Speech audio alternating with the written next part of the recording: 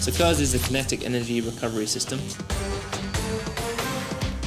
Basically, when you start braking, the rear wheels will generate energy which go through the drive shaft and into this motor, which charges up the batteries.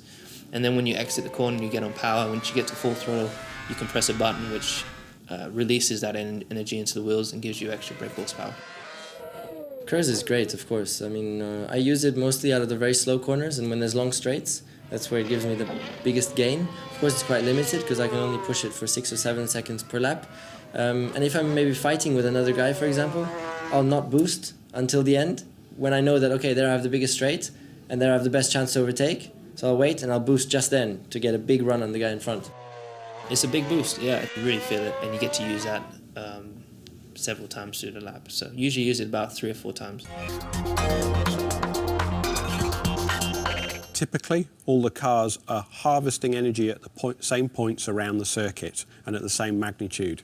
But in terms of deployment, the driver can choose when to use to deploy that 400 kilojoules. It equates to 6.7 seconds at the 80 horsepower power level.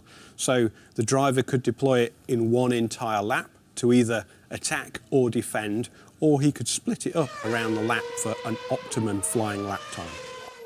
Sometimes you use the KERS all at once. Say, for example, you're racing for position, whether you're trying to save a position down the straight or you're slipstreaming someone, you just use all your KERS to get past.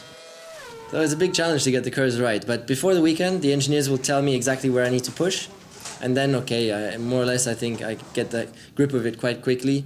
The challenge is that when I get to the exit of the corner, I have to push it as soon as I get to full throttle. Straight away I have to get on the button, and then for a certain time only, and I have to follow some numbers to know exactly when I have to release again, because there's an optimum strategy to get the most out of it for a lap time. You have to keep the KERS, you don't want it to be empty, because then it switches off and then it stops the engine braking, and or you don't want it to be full because then it does the same. So you try to keep the energy in the same area. So you do have to make sure you use it. You can't use a little bit and overfill it.